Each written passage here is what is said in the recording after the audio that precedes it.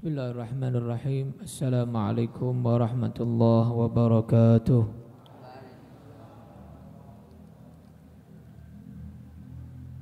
Bismillah, alhamdulillah.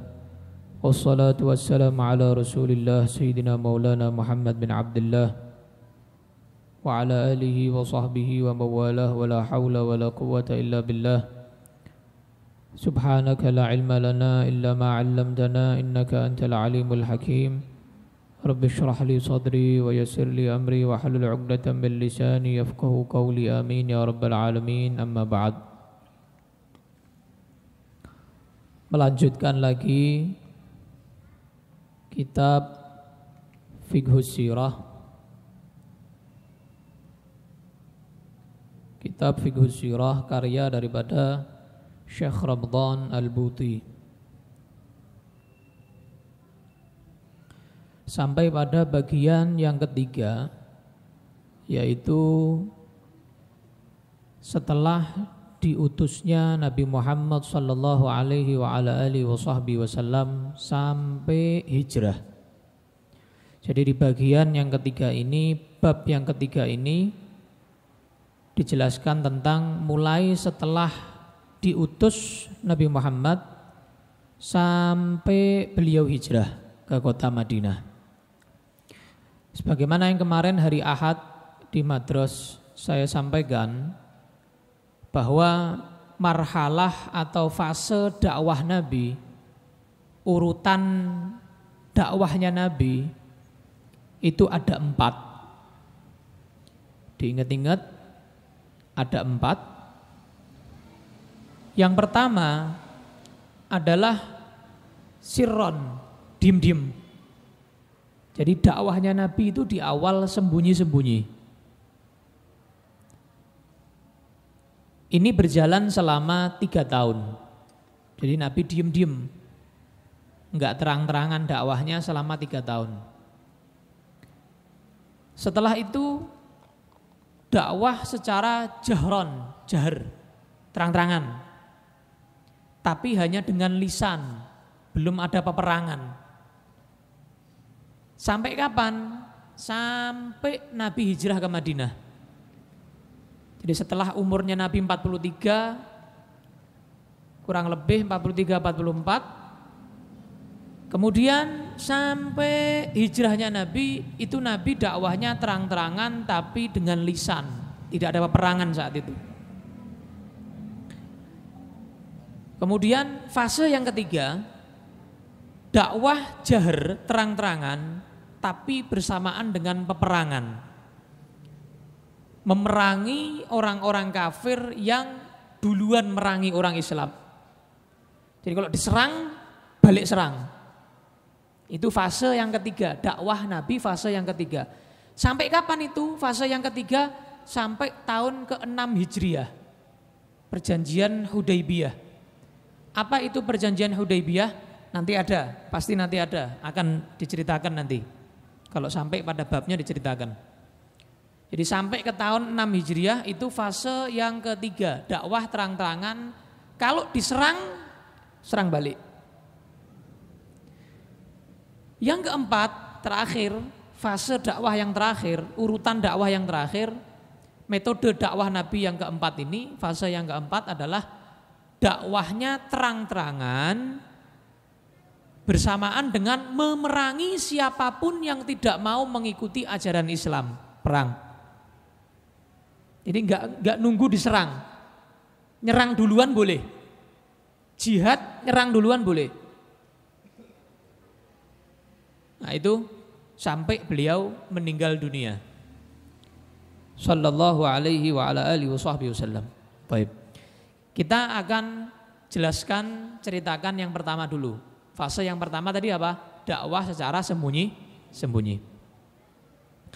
Setelah Nabi Muhammad SAW menerima wahyu di Gua Hira. Kemarin diceritakan di hari Ahad di pondok kemarin, bahwa Nabi menerima perintah Iqra bismi rabbikal ladzi khalaq sampai ayat 'allamal insana ma lam ya'lam. Itu Nabi masih ketakutan. Masih ketakutan ya. Sampai jarak 6 bulan menurut pendapat yang kuat, setelah jarak 6 bulan setelah itu turun ayat lagi. Nabi bertemu malaikat Jibril lagi dengan wujud yang asli. Kemudian turun ayat apa kemarin? Bahwa untuk perintah apa? Ya ayyuhal muddathir qum fa'anzir. Ketika Nabi berselimut ditegur sama Allah, hei orang yang berselimut, ya ayyuhal muddathir qum, berdiri. Jangan selimutan terus. Jangan menggigil terus. Jangan ketakutan terus, berdiri. Fa'anzir, dakwah. Peringatkan umatmu, ajak umatmu untuk mengikuti, untuk menyembah Allah Subhanahu wa ta'ala. Setelah itu Nabi berdakwah. Tapi dakwahnya Nabi sembunyi-sembunyi, dimulai dari orang-orang yang kenal. Dari keluarga, kerabat, dan orang-orang yang kenal, yang dekat. Yang mana kalau diajak itu kemungkinan 90% atau bahkan 100% mau ikut. Jadi yang ngeyel-ngeyel tuh belum dikasih tahu dulu. Belum didakwai dulu. Jadi yang ibaratnya yang orangnya itu sekiranya didakwai mau. Maka beliau berdakwah. Pertama, manusia pertama yang masuk Islam diantaranya siapa? Istri beliau sendiri, Sayyidatuna Khadijah radhiyallahu anha. Kemudian sepupu beliau yang masih kecil, Sayyidina Ali bin Abi Thalib, karena serumah sama beliau Sayyidina Ali, satu rumah. Yang ngurus Sayyidina Ali mulai kecil itu Siti Khadijah. Jadi serumah sama Nabi Sayyidina Ali bin Abi Thalib. Setelah ayahnya Abu Thalib meninggal. Kemudian anak adopsinya Nabi, yaitu Zaid bin Harithah. Sayyidina Zaid bin Harithah itu termasuk yang Islam pertama kali. Sayyidina Zaid bin Harithah, anak adopsinya Nabi dan juga mantan budaknya Nabi. Kemudian diantaranya juga adalah sahabat beliau yang paling mulia, Sayyidina Abu Bakar As-Siddiq radhiyallahu anhu termasuk. Dan menantu beliau 2 kali, Sayyidina Utsman bin Affan, kan 2 kali jadi menantu Nabi. Kemudian yang lain juga ada namanya Sayyidina Zubair bin Al-Awwam, Sayyidina Zubair ibn Al-Awwam. Kemudian di antara juga Sayyidina Abdurrahman bin Auf, termasuk yang masuk Islam pertama kali. Sa'ad bin Abi Waqqas dan lain-lain. Radhiyallahu taala anhum ajma'in. Itu mereka termasuk yang mana berhasil didakwai Nabi secara sembunyi-sembunyi dan mereka masuk Islam.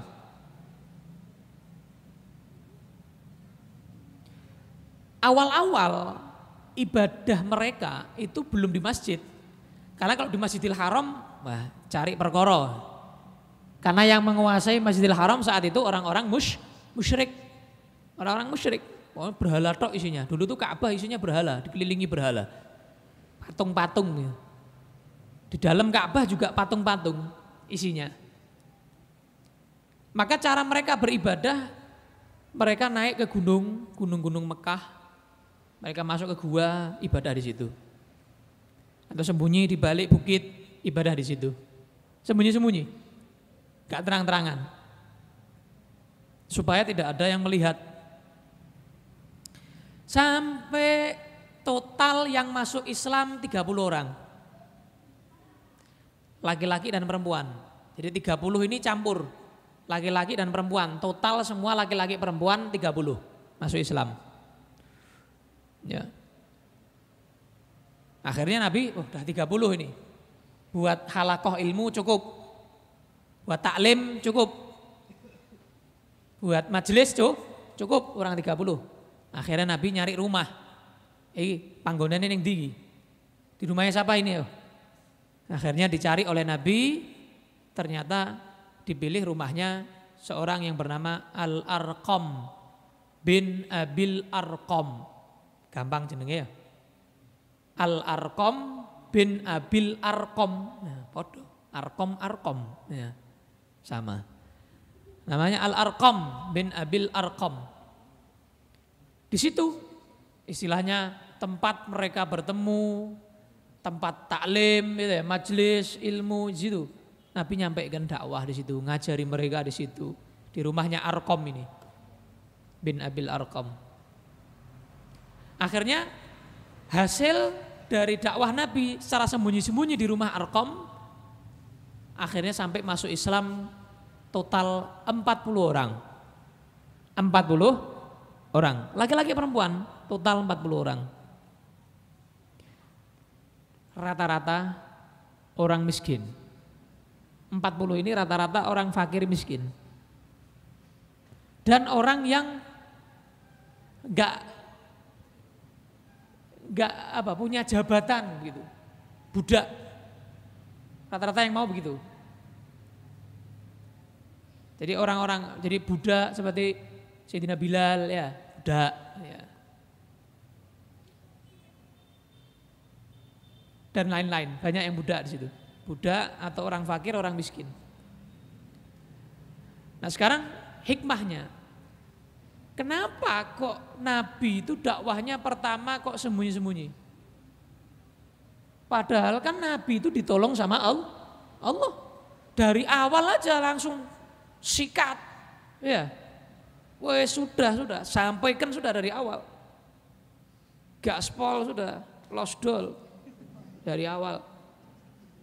Kenapa tidak begitu dari awal? Kenapa tidak begitu dari awal? Nah, ada hikmahnya. Ada hikmahnya. Jadi Nabi itu dakwah sembunyi-sembunyi bukan takut mati. Enggak. Nabi kok takut mati. Yang bantu Allah. Yang nolong Allah. Yang jaga Allah. Enggak. Nabi enggak takut mati. Akan tetapi Rasulullah Shallallahu Alaihi Wasallam itu diperintahkan Allah Subhanahu Wa Taala untuk juga ada ikhtiar, nggak cuma ngandalkan langsung Allah. Kalau Allah ya semua orang Islam bisa, oh, Allah maha mampu kok, ya nggak pakai dakwah lagi sudah, wes mulai awal lahir Islam bisa. Nggak ada berhala, setiap ada orang buat berhala hancur langsung, bisa Allah maha mampu. Gampang. Tapi kenapa kok ada seperti itu? Itu sunnatullah. Sudah skenarionya Allah. Gak bisa diubah-ubah. Jadi Nabi diperintahkan untuk kamu ini kekuatan kamu baru sendiri. Kalau secara zahir ya, tanpa bantuan Allah secara langsung, orang sendirian lawan orang ribuan, kalah apa menang? Kalah, kecuali dapat pertolongan Allah. Nah, Nabi diperintahkan kamu pakai sababiyah. Sama kayak orang, kalau seandainya Allah menakdirkan kita kenyang tanpa makan, mampu gak Allah? Mampu, gampang bisa. Ente kenyang tanpa makan, orang makan lapar ya ada, ya toh? Sak piring cik ngeleh ada toh? Ada, karena takdirnya ngeleh sak piring kurang. Nah, orang yang kenyang tanpa makan bisa, Allah mampu. Tapi Allah buat kamu untuk apa? Supaya ada ikhtiar, makan, ngamplok sih ya, dimasukkan mulut, kunyah, dilek, baru merasakan kenyang. Jadi ada sababiyah, tahu sababiyah ya? Ada sabab musababnya. Makan, dikunyah, dilek, ditelan, baru kenyang. Ada sabab musababnya. Begitu juga Nabi dakwah, nggak langsung tiba-tiba banyak, enggak, ada sababiyahnya dakwah. Nah, karena kamu kekuatan kamu sekarang lemah, cuma orang satu, orang sedikit, 30, 40, sembunyi-sembunyi sedikit dulu. Jangan terang-terangan dulu.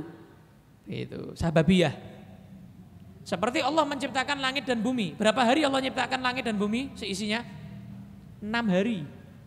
Fi sittati ayyamin. Dalam Al-Quran Allah nyatakan. Allah ciptakan langit dan bumi berapa hari? 6 hari. Loh, Allah kun fayakun bisa gak? Bisa, gampang Allah kun fayakun, jadi kabeh. Surga, neraka, arsy, kursi, ya langit, bumi, sak lapisnya, sak isinya semuanya, gampang. Tanpa kawin punya anak bisa Allah. Nabi Isa tuh bisa, gampang bagi Allah. Kawin tidak punya anak bisa. Ya, kawin ping 1 satu anak bisa, gampang bagi Allah. Gampang bagi Allah. Ya, Ndak kawin punya anak, yo iso ya. Bisa, gampang bagi Allah. Ndak punya bapak, ndak punya ibu, muncul bisa. Nabi Adam punya bapak? Nggak punya. Punya ibu? Nggak punya. Bisa, gampang bagi Allah. Wes toh, gampang. Enteng. Allah mau nyiptakan langit bumi sekejap, nggak sampai sedetik bisa. Tapi kenapa Allah ciptakan 6 hari? Di antara hikmahnya Allah ingin ngajarkan, kamu itu harus proses. Proses. Nggak bisa, ente nggak pakai proses. Allah aja sampai berproses 6 hari, padahal Allah mampu tanpa proses. Ini ngajarkan kepada kita, ente ojo ke susu, ojo ke merungsung. Apa-apa pengen langsung, ya apa? Instan. Ya, langsung instan. Kan ada pengen kaya instan, pengen punya duit banyak instan, dapat kerja instan. Ya, pengen instan semuanya. Pengen pinter instan. Akhirnya kayak mie, ya. Ngarai penyakit hati, penyakit jasad. Pokoknya kamu dapat yang instan itu perlu dicurigai. Wes ta, dapat duit instan. Cepet juga iki kerja iki. Oh, curigai. Oh, no apa kuwi. Begitu. Makanan instan, ya pasti tidak sesehat makanan yang tidak instan. Nah, begitu juga ilmu dan lain-lain. Allah ngajari kepada kita, jangan suka yang instan. Harus berproses. Allah aja nyiptakan langit bumi berapa? 6 hari. Gitu. Paham dong? Nah, begitu juga Allah dan Nabi Muhammad itu ngajari kepada para da'i, para ustadz, jangan maksa kalau dakwah, ora gelem dilokno. Wah, anjene atine angel kandhani misalnya. Wah, anjene wong neraka ya angel kandhani. Jadi jangan maksa. Ente sampaikan dengan cara yang baik, diterima berarti sudah dapat hidayah Allah. Enggak diterima, ya sudah berarti belum dapat hidayah dari Allah. Selesai. Begitu juga Nabi Muhammad SAW mengajarkan kepada para da'i, enggak gampang dakwah itu. Ente pengen cepet, yang datang jamaahnya banyak. Enggak, semua proses. Dari 1 orang, 2 orang. Bahkan ada ustadz yang enggak mau muridnya banyak-banyak. Dibatasi pondoknya, mau sedikit biar fokus. Kalau banyak-banyak malah mumet. Karepe dhewe kabeh muridnya, santrinya. Begitu. Jadi pelan-pelan, satu-satu, biar jernih pikirannya, biar fokus, begitu. Nabi fokus sama ini sahabat-sahabat ini. 40 ini, enak. Langsung sama Nabi sallallahu alaihi wasallam dari nol. Dan ini termasuk strategi dakwah. Strategi dakwah. Kalau Nabi dari awal saya terang-terangan, saya sampaikan, saya adalah utusan Allah, sembahlah Allah, berhala ini sesat. Kira-kira ada yang mau masuk Islam? Belum tentu. Nabi kalau dari awal sudah terang-terangan begitu, terang-terangan mengumumkan di atas Ka'bah atau di samping Ka'bah, belum tentu. Lawang Nabi sudah dengan strategi aja masih ada yang ngatain Nabi Muhammad itu tukang sihir. Masih ada yang ngatain Nabi Muhammad itu ngarang. Masih ada yang ngatain Nabi Muhammad itu jipelak, kopas dari Injil, Taurat. Masih macam-macam, padahal Nabi sudah pakai strategi dakwah. Apalagi kalau nggak pakai strategi. Nah, kamu juga begitu, kalau dakwah pakai strategi. Jangan asal kemerungsung tanpa strategi. Sallallahu alaihi Nabi Muhammad. Makanya para ulama dari kisah Nabi Muhammad, cara dakwah Nabi Muhammad ini pertamanya secara sembunyi-sembunyi mereka sepakat para ulama bahwa umat Islam kalau persenjataannya itu masih sedikit minim dan belum pandai untuk berperang, sekiranya kalau berjihad mereka malah kalah, telak, maka nggak boleh, jangan. Malah ngisin-ngisini wong Islam. Mengangkat jihad itu malah kalah, begitu ya. Makanya Nabi itu pernah kalah jihad? Enggak pernah. Enggak pernah kalah Nabi. Pernah enggak ceritanya Nabi perang jihad kalah? Enggak. Perang Uhud, Uhud itu enggak kalah. Pertama menang, ya kan? Terus pemanahnya turun kan, ngambil ghanimah rampasan perang. Terus diserbu dari belakang, dari atas bukit oleh Khalid ibn Walid sebelum masuk Islam. Pemanahnya di bawah gendadapan, bingung. Ya, karena diserang dari belakang, banyak yang mati, banyak yang syahid. Padahal sama Nabi dibilang, jangan turun, keadaan apapun jangan turun dari atas gunung Uhud. Tetap karena tertipu dengan harta itu. Nah, akhirnya apa? Tetap setelah itu orang kafir diserbu lagi. Orang kafir akhirnya lari, terbirit-birit, ketakutan lari. Banyak yang selamat. Menang enggak? Ya menang, wong Melayu, wong kafir ya menang. Jadi nggak pernah Nabi jihad kalah tuh nggak pernah. Perang Uhud itu yang banyak dikeluarkan orang, Nabi pernah kalah di perang Uhud. Itu bukan kalah. Sempat pertengahan itu down. Karena ada kabar Nabi Muhammad meninggal. Karena Nabi banyak luka-luka saat perang Uhud itu. Gigi gerahamnya patah, ya dahinya keluar darah banyak. Jadi karena Nabi sempat pingsan juga. Perang Uhud itu pertengahan sempat pingsan. Banyak luka-luka. Makanya Nabi meninggal. Down semua orang Islam. Akhirnya Nabi bangun lagi. Oh belum meninggal. Semangat lagi. Shallallahu ala Nabi Muhammad. Sempat pingsan karena banyak darah yang keluar. Sallallahu alaihi wasallam. Perjuangan dulu itu Nabi itu. Gak gampang.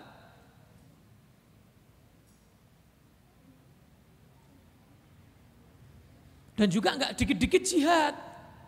Akhirnya sering saya sampaikan, matinya nggak syahid tapi sangit. Ya nggak mati syahid tapi mati sangit. Oh dikit-dikit jihad. Ada strateginya. Ada aturannya. Makanya belajar di kitab fikih juga ada kitab jihad. Belajar tentang kitab jihad. Cari tahu jihad itu apa, ada asal bom ya.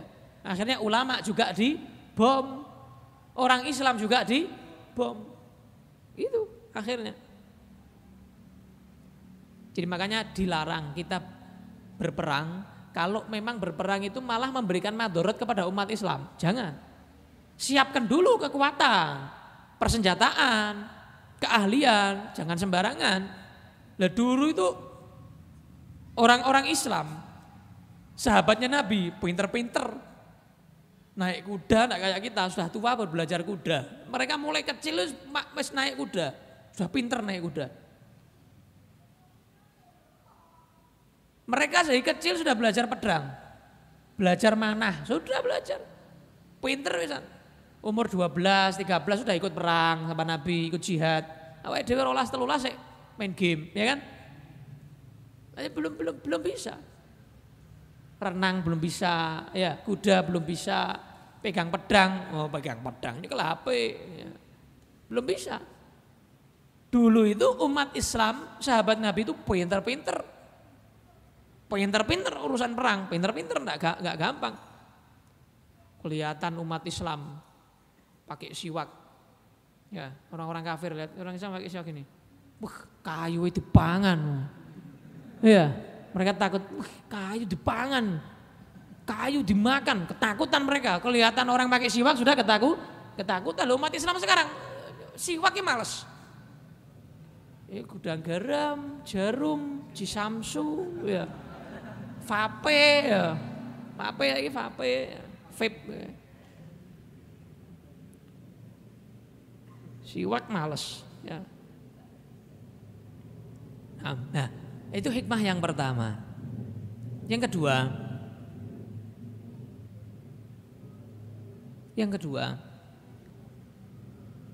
kebanyakan umat Islam yang pertama, tadi itu yang masuk Islam dari orang 40 itu, kebanyakan orang-orang fakir miskin budak. Fakir miskin budak. Kenapa? Kok fakir miskin budak? Kok bukan orang-orang yang kaya? Orang-orang sugih semuanya. Karena orang sugih kan bisa biayai. Kenapa yang diajak orang-orang miskin, orang-orang lemah? Ternyata ini sudah mulai zaman dahulu kala. Memang yang pertama kali masuk Islam ini orang-orang yang lemah.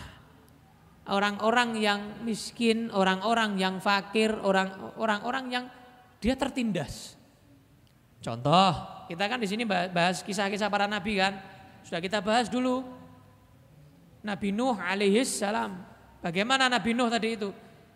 Dicela oleh umatnya yang sugih-sugih. Ma naraka illa basyaram mithlana wa ma naraka taba'aka illa alladhina hum aradhiluna badiyar rai. Nuh, kamu ini apa-apaan? Katanya umatnya yang sugih-sugih itu. Apa-apaan kamu ini? Kamu ini manusia kayak kita, menungso podo.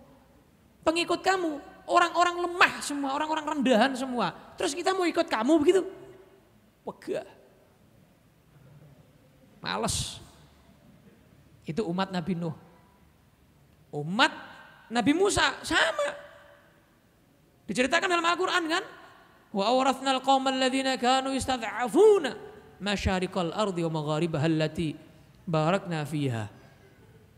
Orang-orang mustad'afun kata Allah. Umat Nabi Musa orang-orang yang lemah. Lemah. Kaum Tsamud, kaumnya Nabi Saleh alaihis salam. Bagaimana? Orang-orang yang sombong menyatakan kepada kaumnya Nabi Saleh, qala al-mala'ul ladzina istakbaru min qaumihi lil ladzina istud'ifu. Orang-orang yang sombong berkata kepada kaum Nabi Saleh yang lemah, orang lemah, miskin, ya, fakir, orang lemah.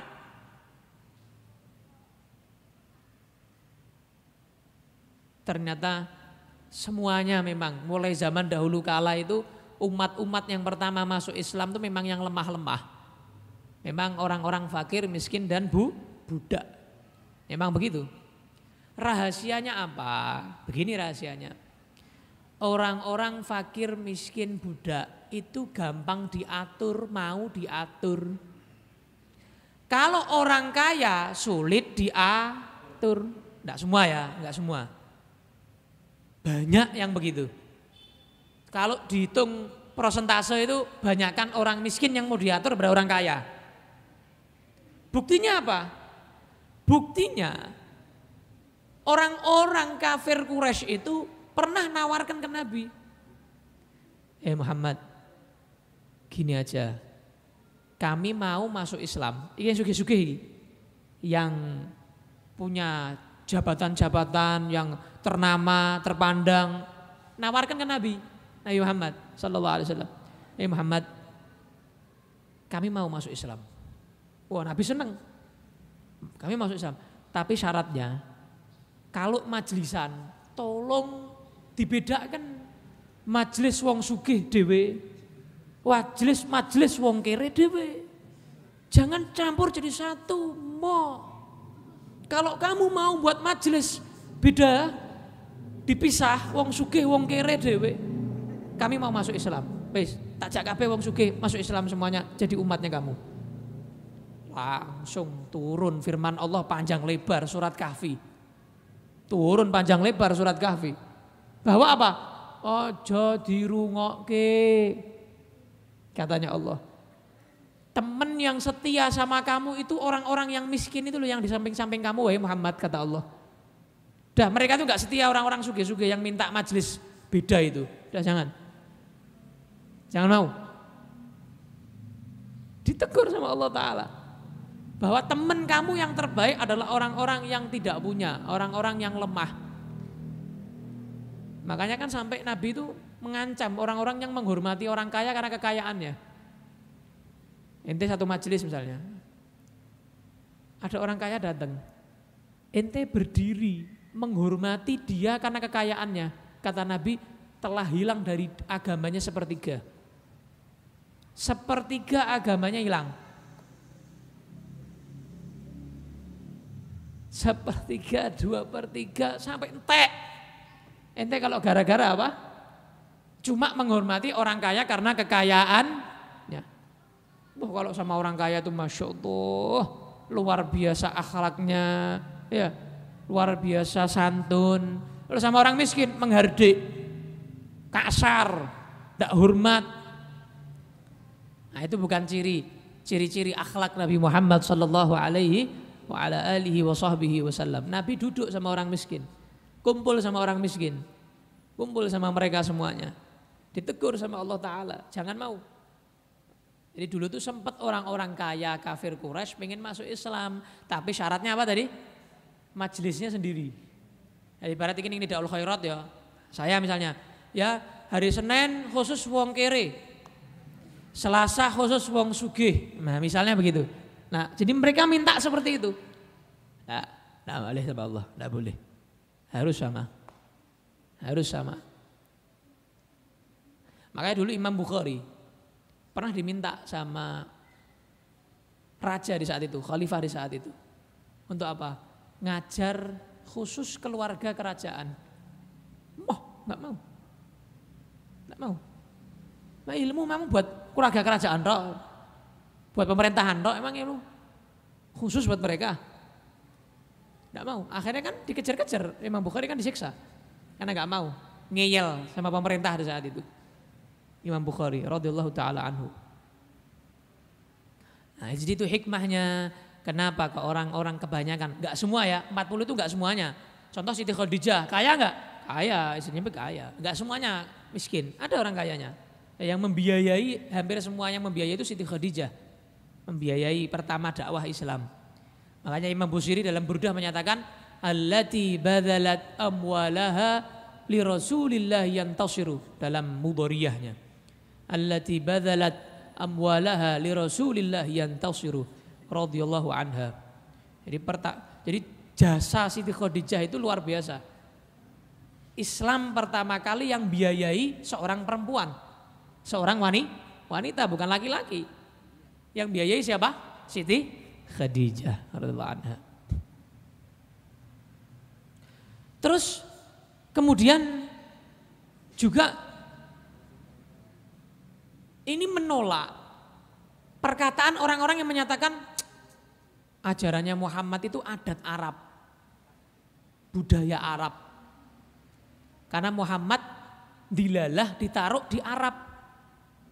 Makanya dia mengajarkan ajaran budaya Arab. Jadi ajarannya Muhammad itu semuanya budaya Arab. Ada orang-orang yang menyatakan seperti ini. Enggak, salah. Termasuk yang masuk Islam daripada budak itu dari Ethiopia, Afrika. Siapa namanya? Sayyidina Bilal. Sayyidina Bilal dari mana? Ethiopia, Habasyah. Ethiopia. Juga termasuk diantaranya Suhaib. Suhaib dari mana Suhaib? Dari Roma. Ar-Rumi, dari Romawi. Bangsa Romawi. Enggak, bukan budaya Arab. Ini awal-awal ini, bukan budaya Arab. Ajaran Nabi itu ajaran samawi. Ajaran langit. Ajaran Allah, bukan budaya Arab. Kenapa Allah pilih Arab? Di awal sudah saya jelaskan.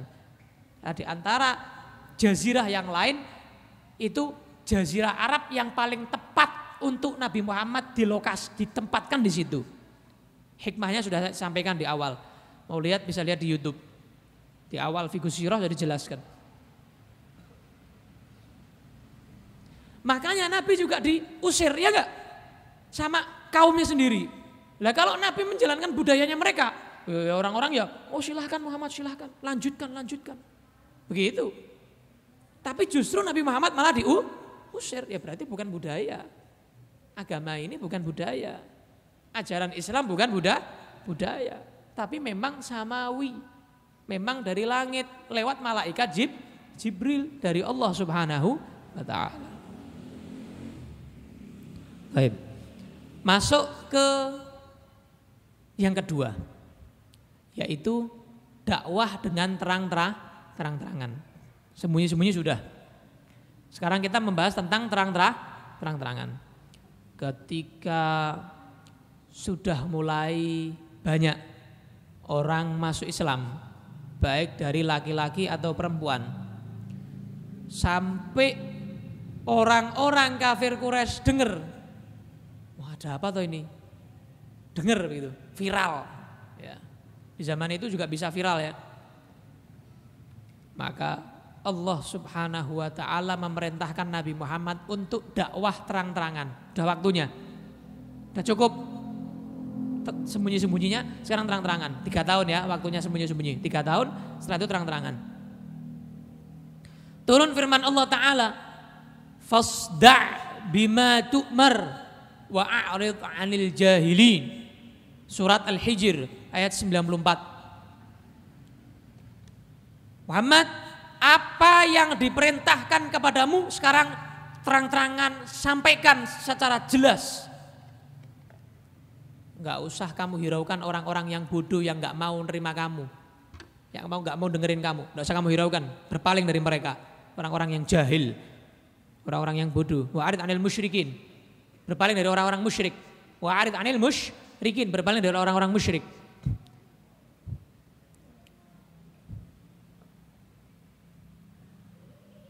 Akhirnya setelah turun firman Allah ini Al-Hijr ayat 94, Nabi Muhammad naik ke Bukit Sofa. Enggak seperti sekarang.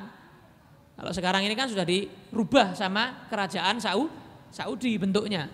Enggak kayak bukit kalau sekarang, kayak villa, bukan villa lagi. Lebih dari villa, AC, marmer, enak. Tak kerasa kesel. Enak, dingin, minum di tiap tempat bisa minum zam-zam.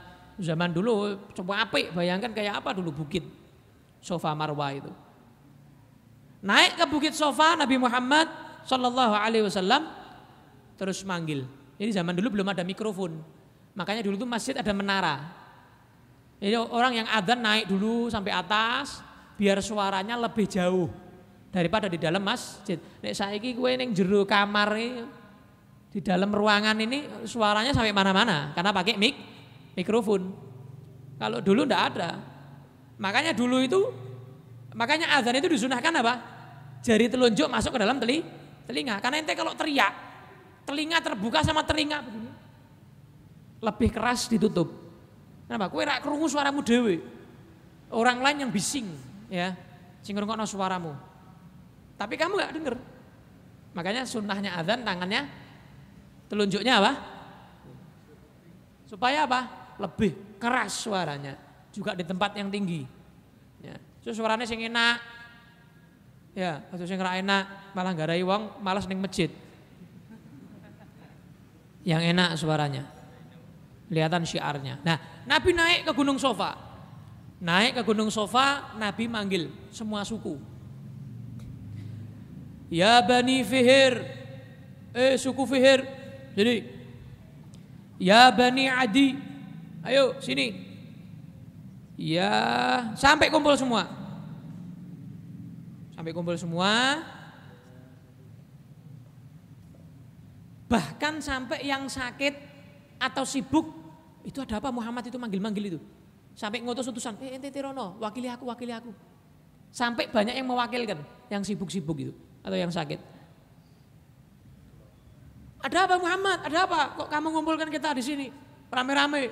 Berarti wong demo rame. Wakeh wong ribuan. Maka akhirnya Nabi bilang, di awal Nabi bilang begini. Lihat strateginya Nabi. Menurut kalian, kalau saya nyeritakan ke kalian ada kuda di atas gunung sana,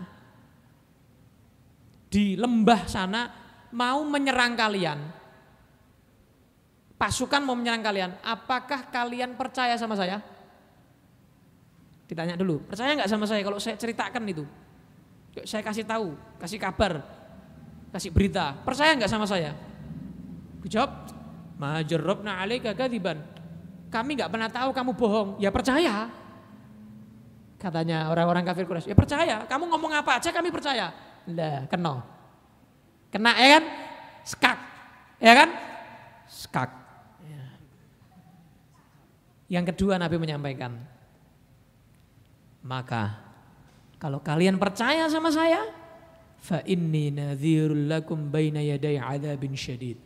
Saat ini kalau kalian percaya sama saya 100%, saya peringatkan kalian, kalau kalian tetap musyrik seperti ini, tidak mau menyembah Allah Ta'ala, mengesahkan Allah Ta'ala, mentauhidkan Allah Ta'ala, kalian ada di hadapan azab yang pedih.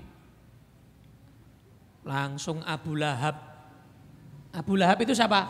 Pamannya Nabi. Abu Lahab ngamuk-ngamuk gerundel. tabballaka sairal yaum. Gonduk. Ya. Ngono tok. Kamu ngumpulkan begini tok ini. Cuma mau ngomong ini tok. Tak kira apa. Tak kira kamu mau ngomong apa Muhammad. Celaka kamu. Tabballaka. Celaka kamu. Ciloko. Satu hari ini seluruh hari kamu celaka. Wah, Allah enggak terima. Turun firman Allah surat Al-Lahab. Tabbat yada abi lahabi wa tab. Ngata-ngatain Nabi celaka. Loh, ya langsung Allah enggak terima. Turun firman Allah. Tabbat yada abi lahab. Justru kamu yang celaka. Sebelum mati wis jamin rokok Abu Lahab itu. Bayang no? Jamin surga enak. 50-50 sih enak ya toh. Saya masuk surga apa masuk neraka Beb? Ya mbuh. Mbuh itu sih enak ya toh. Ini enggak ini Abu Lahab ini. Durung mati wis ngerti bakalin rokok. Enak ndi karo 50-50? Enak 50-50 Mas Yan. Ini Abu Lahab ketika mengatakan Nabi celaka, tabballaka. Turun langsung firman Allah, cash. Langsung kontan.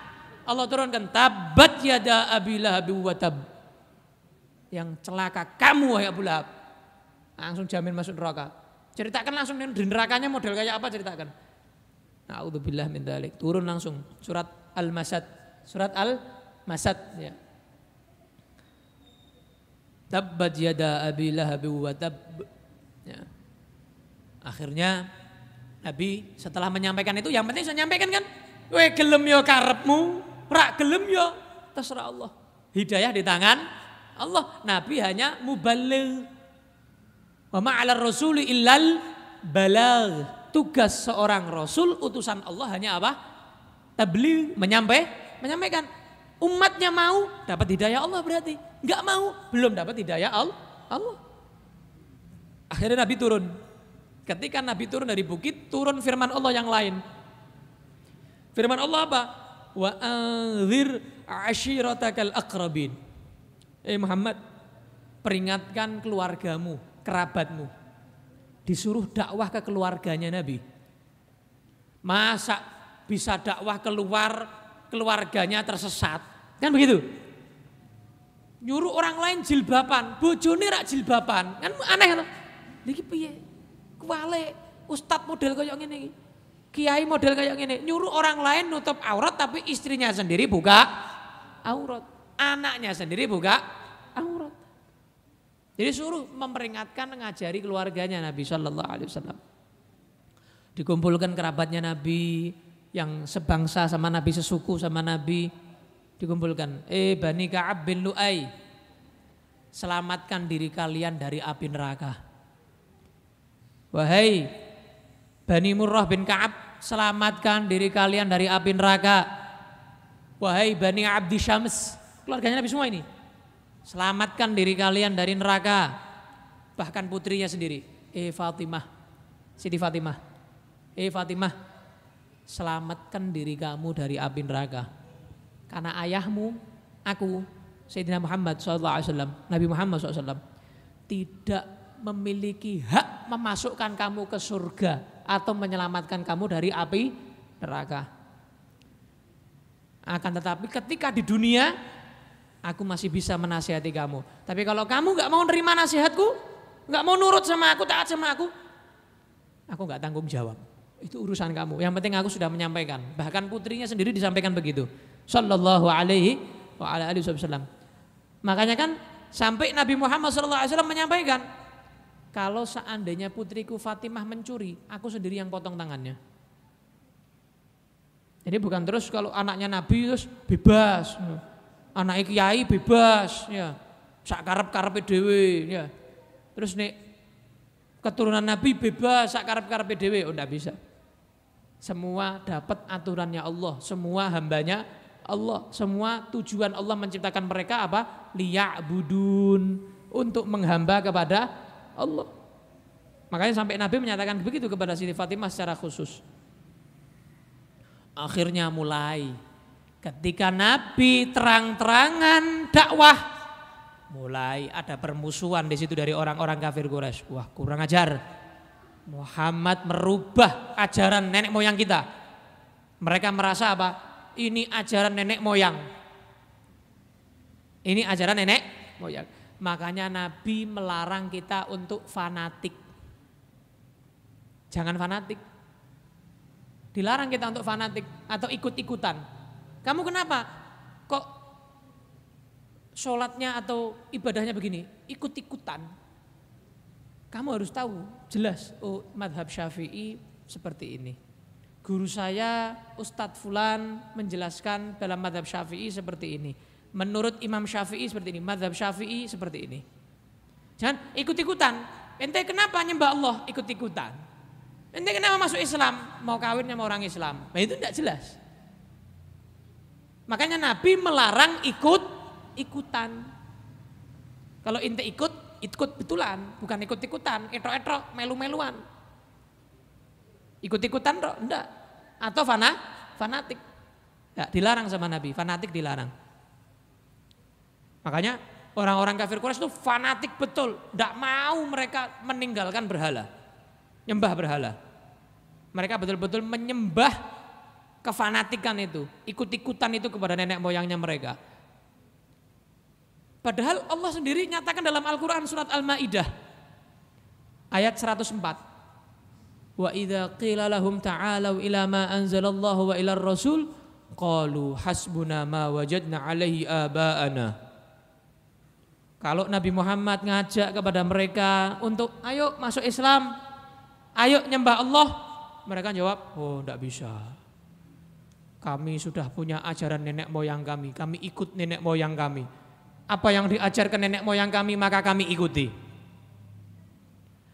Allah jawab mereka, awalau kana aba'uhum la ya'lamuna syai'aw wa la yahtadun. Padahal nenek moyangnya mereka itu bodoh. Enggak tahu apa-apa, enggak tahu berhala itu apa, sesembahan mereka itu apa. Ketika turun firman ini, berarti kan Nabi kan mencela mereka tuh. Mencela sesembahan mereka. Allah, bukan Nabi. Allah langsung mencela sesembahan mereka.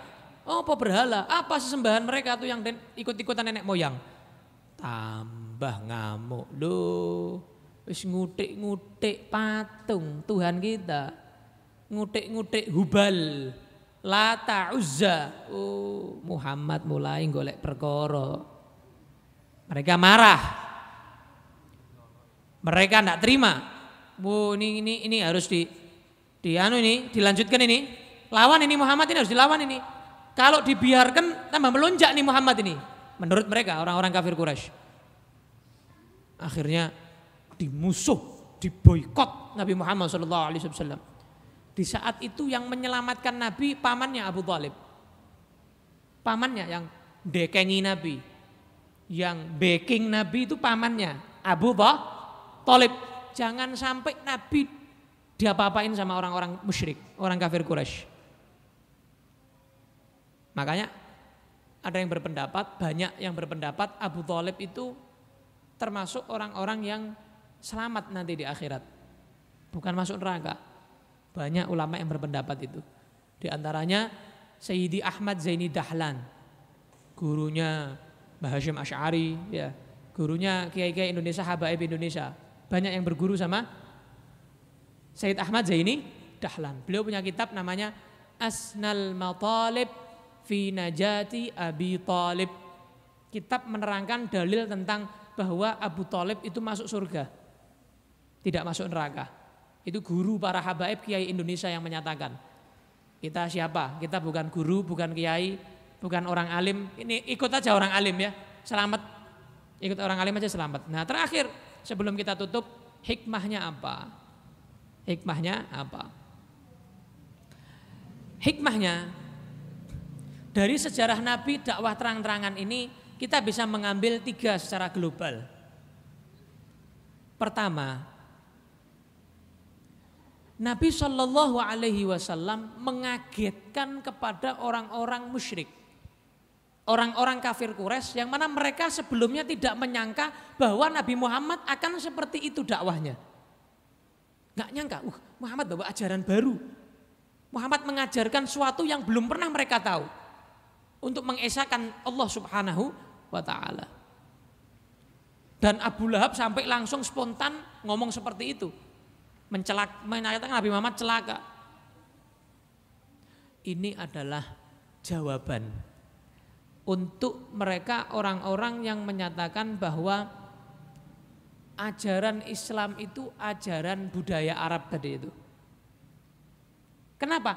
Ketika awal Nabi menyampaikan tentang ajaran Islam, justru orang-orang Arab itu sendiri mayoritas langsung menolak. Bahkan langsung mencela Nabi, memusuhi Nabi, boikot Nabi. Berarti bukti bahwa ajaran Islam bukan budaya Arab. Bukan. Itu yang pertama. Yang kedua,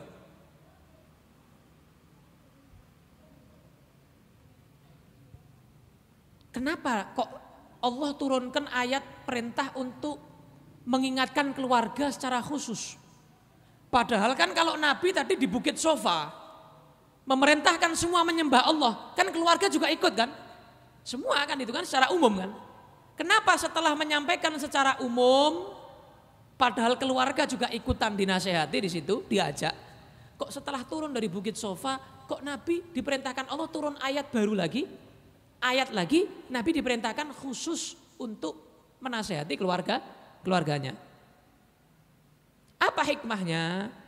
Hikmahnya adalah ini menunjukkan bahwa tanggung jawab itu macam-macam. Gak bisa seorang suami, contoh saya ya, gampang wis. Saya lewat mic ini, saya menyampaikan kepada kalian lewat streaming.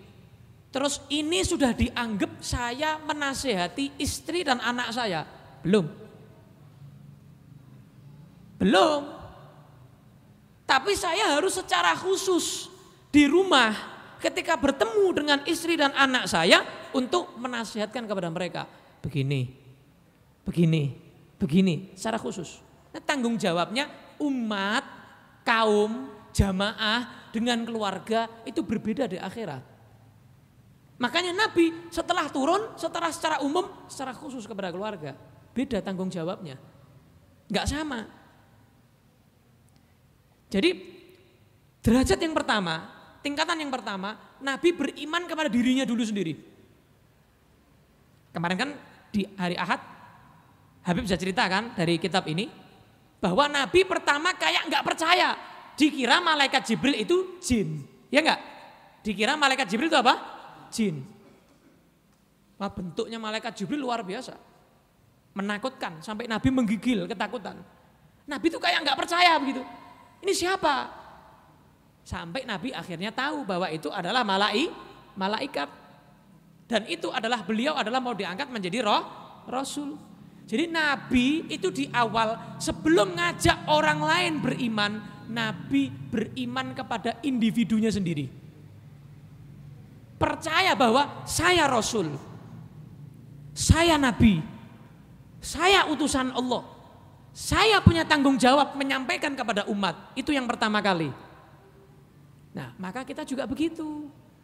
Kita jangan ke orang lain dulu. Ente piye ente dulu lo ente. Jangan ente lihat orang lain ngoco. Kowe kocomu ning omah ono to koco? Ngoco. Kamu gimana? Jangan kamu nyuruh orang lain selalu berbuat baik, awakmu elek terus. Tidak bisa seperti itu. Ngoco. Nek kurang gede kocomu ning omah tak kei koco sing gede. Ngoco, berkaca kamu sama diri kamu sendiri, introspeksi. Diri kamu tuh sejauh mana kamu menasihati kepada diri kamu sendiri? Sejauh mana kamu menyalahkan diri kamu sendiri? Apa kamu lebih sering menyalahkan orang lain daripada diri kamu sendiri? Lebih sering ngoreksi orang lain daripada diri kamu sendiri? Lebih sering ngoreksi ibadah orang lain, ngajak orang lain berbuat baik daripada ngajak diri kamu sendiri berbuat baik. Lihat ini Nabi Muhammad. Untuk dirinya sendiri dulu. Setelah itu baru apa? Di luar. Umum, umat dan keluarga sendiri. Yang pertama intinya apa? Individu, diri sendiri dulu. Ajak untuk berbuat baik.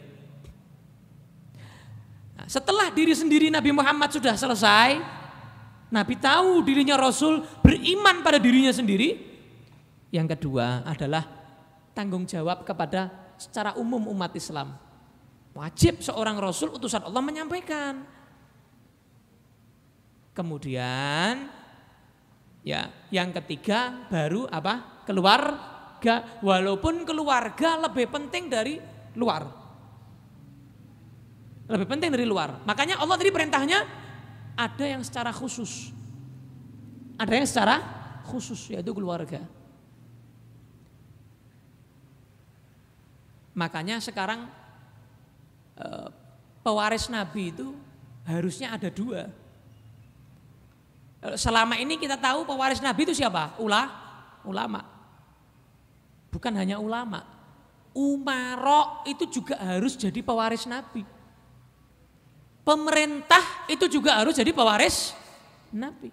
Enggak bisa ulama tok yang gerak, umaroknya mencegah. Enggak bisa. Mau gimana ente? Ora iso apa-apa. Lo yang berkuasa umarok, ulama berkuasa dalam ilmu. Umarok berkuasa dalam daerah. Enggak bisa. Jadi ulama dan umarok harus bersinergi. Makanya syarat seorang hakim itu enggak gampang kalau dalam fikih. Syarat jadi bupati, wali kota, gubernur itu orang alim, apal alfiyah, apal zubat, taklim Fathul Mu'in, itu harusnya begitu. Orang yang baca Quran gudal gatul. Jadi ilmu tafsir dia faham. Ya, ilmu hadis Sahih Bukhari, Sahih Muslim, Abu Dawud, Tirmidzi, Nasai, Ibnu Majah ngerti. Nek iso apal. Ya, ono. Kadang baca Iqra aja belum tentu bisa. Kadang belum tentu bisa. Abata belum tentu bisa. Harusnya loh ya, bukan saya nyalahkan. Harusnya kalau secara agama harusnya begitu. Ulama dan umarok. Umarok itu ya ulama kudune. Begitu harusnya. Harusnya begitu. Makanya pewaris Nabi dua-duanya. Yang mengerti tentang ilmu Al-Quran dan Sunnah, ulama dan umarok, mereka pewaris Nabi. Karena kalau kedua-duanya berjalan, aman. Makanya dulu itu Khalifah Sayyidina Abu Bakar, ya enggak? Alim juga yang menguasai, ya enggak? Sayyidina Umar bin Khattab, alim dan menguasai daerah. Beliau yang ngatur, ya enggak? Sayyidina Utsman bin Affan, begitu juga. Alim, pinter, menguasai daerah. Jadi satu, ya enggak? Jadi satu. Jadi begitu. Fahim dum? Nah. Jadi itu hikmah yang kedua. Yang ketiga ini yang terakhir.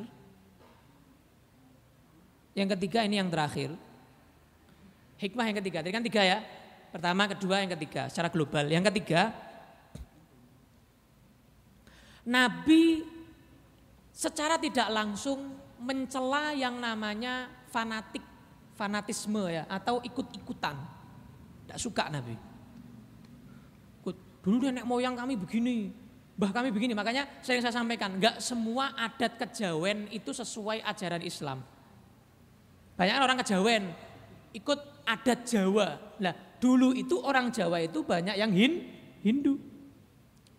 Banyak yang adatnya ke Hindu begitu loh. Maka jangan semua adat Jawa diikuti. Sama. Bukan cuma Jawa. Habib mentang-mentang awakmu Arab. Lah aku ya Jawa Arab. Jawa rasa Arab ya. Orang Arab pun juga begitu. Nabi mencela, Nabi enggak suka ikut-ikutan budaya. Dulu nenek moyang adat Arab begitu. Ini kan kejawen ono ke Arab ya. Sama. Ya, kearaben ya, kejawen, kearaben ya. Nabi juga enggak suka. Cuma ikut budaya-budaya itu enggak suka Nabi. Fanatik buta enggak suka Nabi sallallahu alaihi wasallam. Jadi pondasi agama ini itu di samping dari akidah dan hukum ya. Kita harus tahu tentang akidah dan hukum. Juga tentang apa? akal yang jernih. Makanya dalam Al-Quran Allah sering bilang apa? Afala taqilun mikiro. Pakai akal yang jernih. Afala taqilun itu bukan orang yang waras loh ya. Wong sing waras yo akeh, wong kafir sing waras yo akeh ra edan. Ya enggak? Cuman yang takkilun yang berakal jernih ini loh. Yang betul-betul berakar jernih. Tunduk akalnya terhadap Al-Quran dan Sunnah. Nah itu takkilun betul itu. Yakilun itu. Berakal itu. Jernih akalnya. Jadi pondasi Islam juga dari apa? Akal yang jernih, bukan akal-akalan. Paham tum? Jelas tum? Mudeng tum? Nah begitu. Jadi akidah itu berdiri atas dasar akal yang jernih. Kalau kita berakal jernih, kita ikut Ahlus Sunnah wal Jamaah, ya enggak? Begitu. Hukum juga begitu. Kita mengikuti hukum atas dasar apa? Akal yang jernih. Karena hukum itu untuk apa? Kemaslahatan hamba Allah, ya enggak? Kenapa kita dilarang menyiksa hewan, menyiksa orang lain? Ya itu disiksa mau enggak? Enggak mau. Nah, begitu, kemaslahatan. Itu contoh salah satunya. Nah, ini adalah kehebatan ajaran Nabi Muhammad sallallahu alaihi wa ala alihi wa sahbihi wasallam. Jadi intinya Islam itu tidak ada fanatik buta, bukan berdasarkan budaya, tapi memang din samawi, agama ajaran dari langit lewat malaikat Jibril dari Allah Rabbul Alamin Ar-Rahman Ar-Rahim. Mudah-mudahan malam hari ini pertemuan kita diberkahi Allah Subhanahu wa taala. Mohon maaf tadi terlambat ada urusan. Saya kira pertanyaan ditampung dulu. Insyaallah pertemuan yang akan datang nanti kita ada pertanyaan. Saat ini pertanyaan ditampung dulu, disimpan dulu, diempet ya. Insyaallah nanti pertemuan yang akan datang kita akan bertemu lagi dalam keadaan yang lebih baik insyaallah. Hawwil halana ila ahsani hal. Ya Aziz, Ya Muta'al, Ya Arhamar Rahimin. Sallallahu ala Sayyidina Muhammadin wa ala alihi wa sahbihi wasallam. Walhamdulillahi Rabbil Alamin. Ya Rabbana